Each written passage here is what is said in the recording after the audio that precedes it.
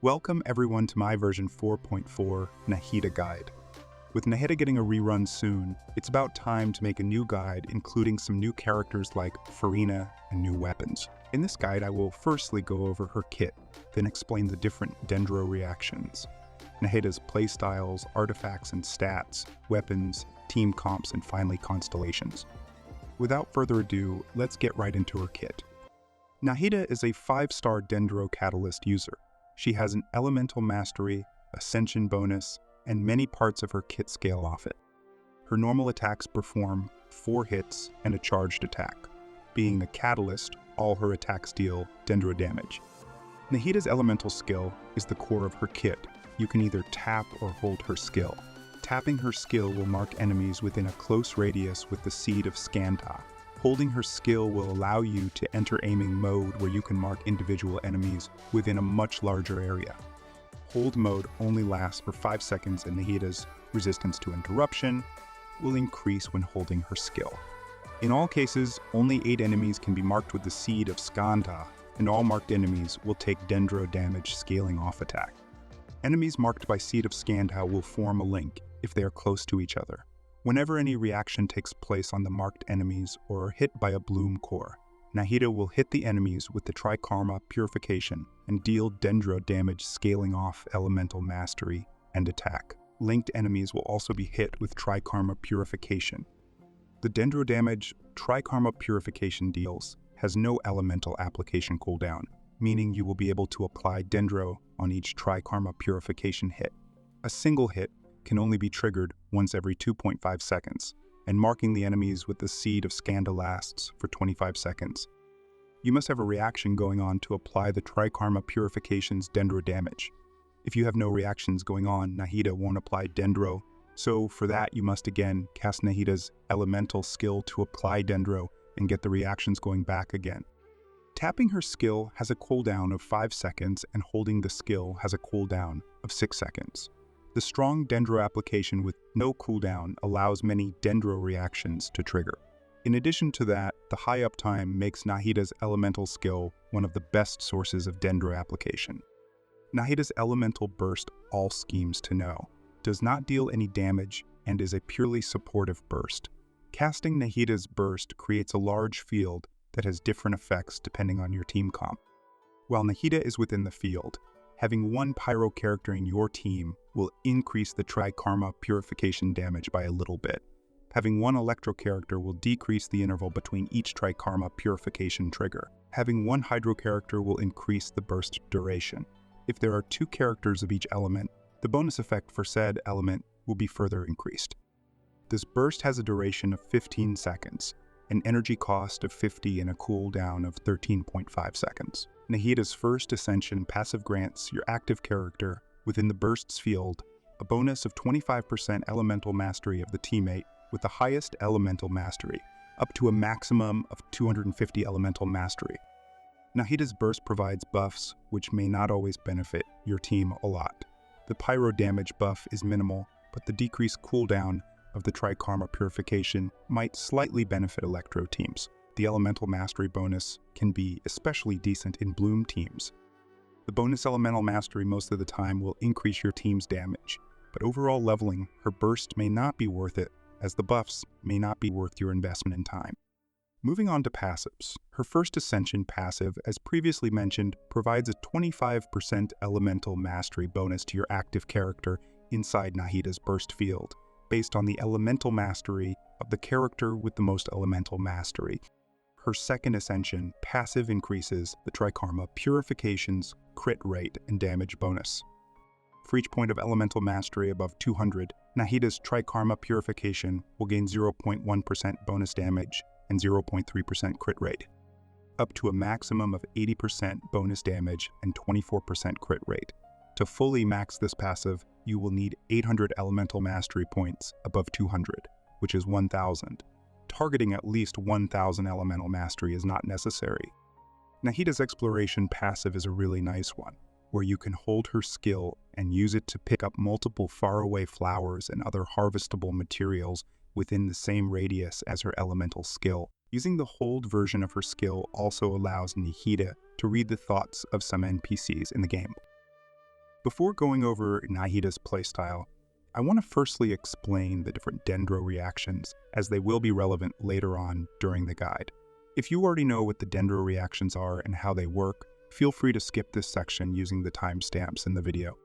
Dendro only reacts with Electro, Pyro, and Hydro. Let's first begin with Electro and Dendro. When Electro and Dendro react, a Quicken aura will be placed onto enemies. This reaction is called Quicken and does not deal damage to enemies. The Quicken aura lasts for a set number of seconds. Applying Electro onto enemies affected by a Quicken aura will activate the Aggravate reaction.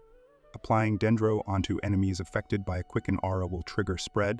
Both Aggravate and Spread are additive reactions, where they don't directly scale of your character's damage and are not affected by damage buffs from other party members. Both reactions scale off your character's level and elemental mastery. And if you're wondering, Spread has a slightly higher reaction multiplier, but you don't have to worry about that. All these reactions are called Catalyze. But for the sake of simplicity, I will be referring to these reactions as Quicken. Burning is the reaction you get when both Dendro and Pyro react. Burning deals AoE Pyro damage and applies Pyro to both characters and enemies in a 1 meter radius. Burning will both damage your enemies and your current active character. Burning applies an aura like Quicken, which lasts until either your Dendro or Pyro application runs out. Similar to other Dendro reactions, Burning scales off your character's level and elemental mastery. Burning has a low reaction multiplier, much lower than Aggravate or Spread, which makes building your team for burning damage not that great. But since Burning applies an aura with Pyro on enemies, you can also deal other Pyro-related reactions such as Melt while the aura is on. I will be talking more about this team later on. When Dendro and Hydro react, a Bloom Core will sprout. This Bloom Core will stay on field for 6 seconds. After that, it will explode and deal damage to enemies hit in a 5 meter radius, including your active character, albeit less damage. Only 5 Bloom Cores can exist simultaneously. If you apply Electro to the Bloom Core, you will get a sprawling shot, which will immediately target your closest enemy and explode in a 1 meter radius. This reaction is called Hyperbloom. If you apply Pyro to the Bloom Core will immediately explode in the same 5 meter radius. This reaction is called Burgeon. Hyperbloom's lower hit radius and enemy targeting makes it more suited for single target damage than Burgeon, but both reactions work well in AoE content. Both Hyperbloom and Burgeon have a higher damage multiplier than regular Bloom and deal increased damage based on your triggering character's elemental mastery, in which case would be either an Electro character or Pyro. All Blooms scale on your character's levels. There is also an additional Bloom reaction that only activates with Nilou in the team. When Nilou's passive is activated and only Hydro and Dendro characters are in your party, all Bloom Cores will transform into Bountiful Cores, which deal additional damage based on Nilou's passives and explode 0.4 seconds after their creation. There's also a subcategory of Hyperbloom called Quickbloom. While the reaction is still Hyperbloom, Quickbloom often focuses on Quicken damage and has a Hydro character that buffs your Dendro or Electro damage, such as Furina. The Hydro character in this case is used for their versatility, not necessarily for the Hydro application. Most often the Hydro character will not be applying a lot of Hydro, and you will be able to get occasional Hyperblooms, which come as a bonus. Most Dendro reactions are additive reactions and scale on your character's level and elemental mastery. I will go more in depth regarding playing these teams in the teams section. With an explanation of these reactions out of the way, let's talk about Nahida's playstyles. Nahida is a Dendro enabler. Using her skill, she can mark multiple enemies in a large AoE and apply Dendro on them. Whenever you have reactions going on, Nahida will continue to apply Dendro. Her off-field Dendro application is higher than normal, making her arguably the best off-field Dendro applier. As such, she can be used to enable the different Dendro reactions using her skill. In this case, Nahida will mostly want to be built for elemental mastery, as that is the way to go if you want to maximize her supportive capabilities. Nahida can also be played on-field as a DPS, using her normal attacks, which all deal Dendro damage. Nahida can drive reactions such as Bloom and its subcategories and even Quicken teams. If you plan on fielding her, you can go for a more standard DPS build, where you would want a Dendro damage goblet and a crit rate or damage circlet. But you don't have to strictly go for any type of build. as both builds will perform fairly well in any circumstance. With that said, Nahida's talent priority is to first level her skill, as that is where the majority of her damage comes from, and her source of Dendro application, then level her burst, then normal attack. If you plan on playing Nahida on-field, you should prioritize normal attacks above burst. Most of the time, Nahida's best in-slot artifact set is going to be Deepwood Memories. The 2-piece bonus increases Dendro damage, and the 4-piece bonus decreases Dendro resistance of enemies hit by the wielder's skill or burst. Having a character that can consistently trigger this effect is going to increase your team's Dendro damage. Gilded Dreams can be better than Deepwood Memories in some specific scenarios. If another Dendro unit like Baiju is using Deepwood Memories, then using Gilded Dreams on Nahida will be better as you cannot stack Deepwood set bonus. When it comes to personal damage, Gilded Dreams is better, but having a character to trigger Deepwood's effect consistently is going to impact your team's damage much more. Golden Troupe can also be used, as Nahida can use its full set bonus since she can be played off field, but it is generally always behind Deepwood Memories. Tenacity of the Millelith can also be used in teams where Nahida does not contribute a lot of damage, and other units that can benefit from the attack are dealing the majority of the damage. Also similarly to Tenacity, Instructor's 4-piece bonus can theoretically be Nahida's best in slot in teams where other units are dealing the majority of the damage, such as a Quicken team. The bonus Elemental Mastery can potentially be better than Deepwood. But this set is limited to being a 4-star set, meaning that you will just get lower overall stats than a 5-star set. In addition to that, for the 4-piece bonus to work, the character wielding the set must be on field, triggering a reaction for the set to work. In Nahida's case, she can spend a lot of time off field, where you lose out on the 4-piece bonus. Generally, while you can use this on Nahida, using Deepwood is more consistent. Flowers of Paradise Lost provides Elemental Mastery, which is good for Nahida. But the 4-piece bonus increases Bloom and its subcategories damage, which makes it better used on your Bloom activator, which for example would be an Electro character in a Hyperbloom team. I recommend farming for Deepwood as it is a really good set on Nahida, and other Dendro characters can use this set, and it comes in the same domain as Gilded Dreams, which a lot of other characters will use in reaction-based teams. Before going over the different stats, let's first talk about energy recharge. Nahida has a low energy cost of 50, and generally does not need a lot of energy recharge even if played off-field. Although energy recharge requirements change depending on your team, 130 energy recharge is a safe target for most teams. Quicken teams are usually played with 2 Electro units, such as Fischl, that help with energy regeneration, therefore reducing energy requirement. Hyperbloom teams can also be run with multiple characters on Favonius, such as Yelan and Singsho, which can greatly reduce energy recharge requirements. If you are playing Nahida on-field, you can get away with even less energy. As for your stats, you should build her with full Elemental Mastery pieces.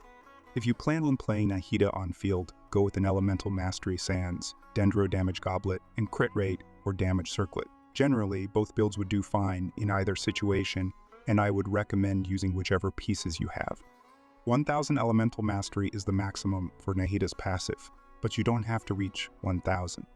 If you are building Nahida with all Elemental Mastery main stats, anything above 900 is going to be fine. Even if you can't reach 900, you don't have to fret about it. As for substats, you will want Elemental Mastery until you reach 900. Then you can look for crit rate and damage. If you're building Nahida for on-field damage, you won't be able to get as much Elemental Mastery, so you should focus more on crit than Elemental Mastery. Before going over weapons, these sheets were made using the Genshin simulator and reflect a team's DPS, not Nahida's personal damage. There are 2 sheets here, one with an example Hyperbloom team and the other with a Quicken team. All other Constellation and artifact sheets are made with the same method. In most teams, Nahida's signature weapon, 1000 Floating Dreams, is going to be her best in slot. This weapon increases Elemental Mastery and further increases Elemental Mastery for each party member of the same element. For each party member of a different element, it increases a wielder's elemental damage bonus for their respective element instead. Additionally, it increases all other party members' elemental mastery by 40. While this is Nahida's best in-slot weapon, it is not much better than other weapons, such as Kagura's Verity. This weapon does not increase elemental mastery. It instead increases crit damage and elemental skill damage bonus. Nahida can use Kagura's Verity pretty well, and if you're playing Nahida on field, this can be better than 1,000 Floating Dreams. Other 5-star weapons will perform slightly behind Kagura's Verity and 1,000 Floating Dreams, but they are still strong, and you could use them instead. Wandering Evenstar is a 4-star weapon obtainable from Wishing and one of the best 4-star weapons for Nahida. This weapon increases elemental mastery, and through its passive increases attack based on elemental mastery of the wielding character and gives a smaller attack increased to other party members. The value of this weapon can differ in teams where the attack buff is important, such as a Quicken team. This weapon can be better than a lot of other 5 stars. Sacrificial Fragments increases elemental mastery, which is always good for Nahida, but the passive is not that good since Nahida does not need the skill cooldown reset. Other elemental mastery weapons perform similarly and are all good. Favonius Codex can rank very high in some scenarios. For example, this Hyperbloom team has Xingqiu dealing a lot of damage from his burst. Having more energy allows Xingqiu to go for more offensive stats, therefore giving more damage. Out of the 2 Battle Pass weapons, Solar Pearl is the better of the 2. The Elemental Mastery bonus Sacrificial Jade provides is not stronger than Solar Pearl's skill damage bonus. Magic Guide is a decent 3-star option. In Quicken teams where you're fighting enemies affected by Electro, this weapon can be better than a lot of other 4-star options. Nahida can be played in many different teams. You can either play a Quicken team, a Bloom team, and its variants, or a Burning team. But which should you play? Burning, as previously mentioned, has a low reaction multiplier, which makes the reaction not worth building for, as opposed to Quicken, which deals much more damage. Burgeon teams are viable and can be some of the best teams for specific Abyss floor, where you would need a Pyro unit and a Dendro unit to take down enemy shields. Bloom on its own is not recommended because the Bloom cores take some time to explode and deal damage.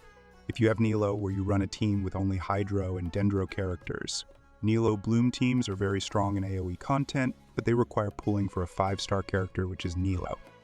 Between Quicken and Hyperbloom, there's no clear team it is better than the other. Quicken requires more investment as you will want to build your Electro and other possible Dendro characters to deal damage, while a Hyperbloom team requires much less investment as you only need to level your characters and equip them with as much elemental mastery as possible, since that's what the reaction scales off. There are scenarios where playing one over the other can be slightly better, such as the previous Abyss with the Hydro Tulpa, where the enemy is resistant to Hydro and applies Hydro to itself. Running a Quicken team will increase your Dendro and Electro damage while having free Hyperblooms from the Hydro Tulpa's Hydro Aura. Before going over specific teams, I want to talk about pairing Nahida with some teammates. Other Dendro teammates activate the Dendro Resonance, which gives the whole party additional elemental mastery. While this is a decent elemental resonance, you don't always have to chase it. Other elements such as Geo and Cryo don't interact with Dendro, but you can still build teams with those characters to deal separate reactions. Furina is a character that buffs your damage bonus, but requires a healer in your team. While you can run both characters together provided you have a decent healer in your team. You may sometimes be limited in your options to a point where running a Dendro healer instead, such as Beizhu or Yao Yao in your team, might be a better option. But that does not mean that you can't run both units alongside a healer like Beizhu. Moving on to teams, first we have Quicken teams, which compose of at least one Dendro character and an Electro character for the reaction to trigger. Alongside Nahida, you can run an Electro damage dealer such as Catching, Yaimiko, Fischl, Sino, and many other Electro damage dealers. For your third slot, you can use a second Electro unit or a Dendro unit. And the last spot can again be filled with a unit of each element or a flex unit such as, but not limited to, Zhongli or Kazuha to provide shielding and damage buffs. You can even run a Dendro damage dealer such as Al Haytham or Tainari and use an Electro sub-DPs such as Yaimiko, Fischl, or even Raiden using her elemental skill.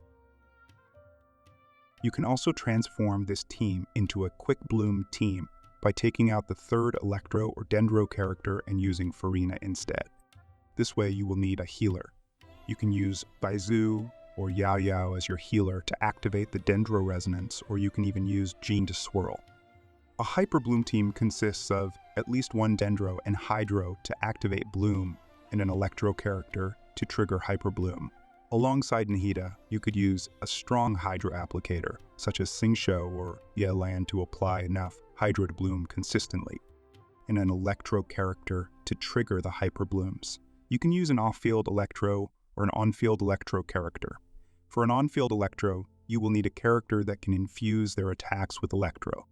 For an off-field Electro character, Kuki Shinobu is a great unit for this role, as she applies Electro in a decent radius and also heals, mitigating the effect of Bloom's self-damage. Raiden Shogun can be a bit better as a Hyperbloom activator, but she does not heal. As for your last spot, you can use a second Hydro, Electro, and Dendro character or any other flex character, but be careful with Bloom teams, as they damage your active character, so you may need a healer or a shielder. Kirera is a great Dendro shielder as she decreases damage taken from Blooms. But that does not mean you can't go for more offensive options for your last spot. You can also run Furina in this team, but you will need a healer, preferably a team-wide healer. Furina on her own does not apply a lot of Hydro, so having a second Hydro unit is going to be beneficial. Kokomi and Barber can both drive the team and have team-wide healing through their respective kits, while other Dendro healers can also work in this team. As for Nilou Bloom teams, you can only run Hydro and Dendro characters in those teams. With Nilou and Nahida, you can run a second Hydro and Dendro character or go with 2 Hydro characters. Nahida on her own applies enough Dendro, so you can get away with 3 Hydro characters and only 1 Dendro character. Bountiful cores from Nilou's passive explode very fast, which can make the self-damage much more significant. As such, you should ideally go for either a Dendro healer or a Hydro one. Hydro healers who can drive the team, such as Kokomi, are great for this spot. When it comes to Hydro characters in this team, you will want to build them for elemental mastery, since more often than not, they will be the ones triggering the blooms. Because of that, the healing they provide may not be enough, which might prompt you to run a second healer. As for your second Dendro unit, you can go for a more offensive unit such as Kale, or go for a defensive unit such as Yao Yao, Kirara, or Beishu. As for burning, again, it's not recommended, but don't let me stop you. You build the team similarly to a Quicken team, but with Pyro characters instead of Electro. As for Burgeon, you would use the same team as a Hyperbloom team, but with a Pyro unit. Tom is a great Pyro activator for Burgeon. You can also transform Vaporize teams into Burgeon ones by adding Nahida into them. For example, a Hutao team with double Hydro units can be made into a Burgeon one with Nahida instead of either Hydro units.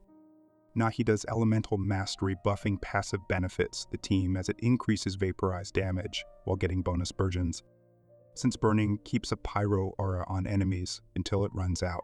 You can also melt while burning the enemy. Such combinations can even be made with Electro, but it is not something often talked about because it's not that great and practical. Alongside Nahida, you will need a Pyro character to activate burning. Bennett can suffice here to buff your damage dealer and apply Pyro every now and then from his skill and burst. You will need a Cryo damage dealer to melt. You can use characters such as Rosaria, Kaya, or Ganyu to melt. And your last spot can be a second unit of any of those elements, or a shielder or an anemo unit. Dea is a decent unit to have here, as she can apply Pyro from off-field using her skill. And lastly, Constellations. Nahida has some very strong early constellations, particularly C2. Some of her constellations will have differing values based on how you're playing Nahida. C1 automatically adds 1 additional element to each buff from her burst. This allows you to always gain the buffs from her burst and get the second level of each buff if you have a party member of the specific element. Nahida's burst's buff is already not that great, and this constellation does not impact your team much. C2 is arguably her most powerful constellation. It has differing effects for blooms and other Dendro reactions. All the effects activate onto enemies marked by Nahida's skill. For all blooms and burning damage, reactions can now deal crit damage. Each single bloom or instance of burning has a fixed crit rate of 20% and crit damage of 100%. This is a huge buff for bloom teams, as it now allows your bloom to crit potentially dealing much more damage. The same goes for burning. As for Quicken and the whole catalyze reactions, affected enemies by these reactions will have their defense reduced by 30% for 8 seconds. This is a nice buff to your damage, as defense reduction is rare to have. For both Quicken and Hyperbloom teams, Nahida's second constellation is about a 20% increase in damage to your team. This constellation is a good stopping point if you want to pull for constellations. Nahida's C3 is an additional 3 levels to her skill. The fourth constellation increases her elemental mastery for each enemy marked by her skill, up to 4 enemies. While this sounds like a nice constellation, it is not that impactful. Her C5 is an additional 3 levels to her burst. And lastly, C6, which only activates after using your burst. If Nahida's normal or charged attack hit an enemy marked by her skill, Nahida will unleash a Tri-Karma Purification that deals increased damage based on 200% of Nahida's attack and 400% of her elemental mastery. The bonus Tri-Karma Purification can be triggered once every 0.2 seconds, and this state of bonus Tri-Karma Purification lasts for 10 seconds or 6 hits. This constellation increases her damage contribution, while giving you additional Tri-Karma Purification triggers, and therefore more Dendro. The value of this constellation depends on whether you use Nahida's normal attacks.